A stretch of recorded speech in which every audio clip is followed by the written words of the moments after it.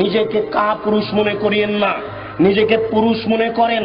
আপনি পুরুষ, বসে আছেন, স্ত্রী বাজার যাবে মানে আপনি বলেন কি? 10টার সময় বাজারে ঢোকে, বিকেল 3টায় ফিরে আসে, কত মানুষ তাকে ধাক্কা মেরেছে আপনি জানেন না?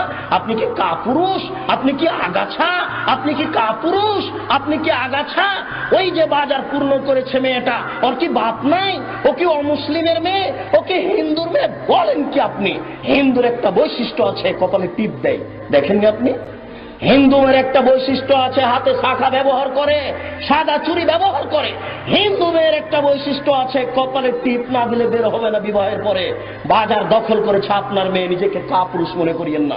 ঠিক আপনার জীবনে জন্ম দিতে পারলেই বাপ হওয়া যায় না, প্রসাব করাতে পারলেই মা হওয়া যায় না।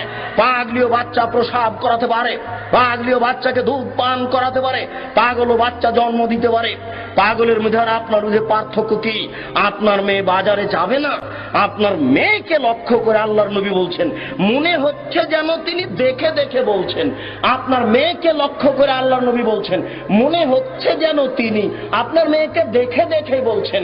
আল্লাহ রাসূল বলছেন, নেসাউন, মহিলা কাসিয়াতুন, কাপড় পরে থাকবে, আরিয়াতুন, উলঙ্গ।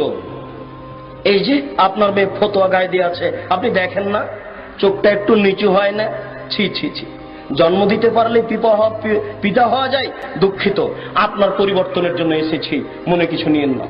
এই মাইকের আওয়াজ যতদূর পর্যন্ত যাচ্ছে, সকল দিনই ভাই বোনকে বলছি, উপস্থিত বৈঠকের মুসলিম বোন, আপনার লজ্জা কামনা করি, আপনার ইতস্তবোধ কামনা করি, আপনার লজ্জাবোধ কামনা করি। 24 ঘন্টার মধ্যে আপনি পোশাক পরিবর্তন করুন। আপনি সালোয়ার কামিজ মেক্সি চাদর পরুন। যদি শাড়ি পরেন তাহলে আপনাকে 2 ছড়ের ব্লাউজ পরতে হবে। 2 ছড়ের ব্লাউজ মানে যার হাত হবে কবজি পর্যন্ত, নিচের দিক কোমরের নিচে চলে যাবে, 1 থেকে 1.5 গজ কাপড়ের ব্লাউজ পরতে হবে। শুনুন, শাড়ি পরে ছোট ব্লাউজ গায়ে দিয়ে এদেশের জনগণকে পেট পিট দেখিয়ে জাহান্নামের দিকে ঠেলে দিয়ে নিজে তাহাজ্জুদ পড়ে জান্নাত কেনার আশা করিয়েন না। এই মেয়েরা শোনো, যারা তোমরা স্কুল কলেজে পড়ো, তোমাকে সাবধান করতে এসেছি, তুমি পরিবর্তন হও। আল্লাহ তাআলা বলছেন, কুল হাল ইয়াস্তাবিল্লাযীনা ইয়ালামুনা ওয়াল্লাযীনা লা ইয়ালামুন ইন্নামা ইয়াতাযাক্কারু উলুল আলবাব।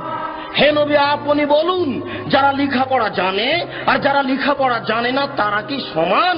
নিশ্চয়ই শিক্ষিত মানুষ উপদেশ গ্রহণ করে, নিশ্চয়ই শিক্ষিত মানুষ উপদেশ গ্রহণ করে, নিশ্চয়ই শিক্ষিতা নারী উপদেশ গ্রহণ করে। তোমাকে বলে যাচ্ছি, সকাল হতে হতে যদি তোমার পোশাক পরিবর্তন তুমি না করো তাহলে তুমি শিক্ষিতা নও। তোমাকে বলে যাচ্ছি, আল্লাহ বলেছেন 24 ঘন্টার মধ্যে তুমি যদি পোশাক পরিবর্তন না করো তাহলে তুমি শিক্ষিত নও। উপস্থিত বৈঠকের মুসলিম বোন, আপনাকে অনুরোধ করে বলছি, 24 ঘন্টার মধ্যে আপনি পোশাক পরিবর্তন করুন।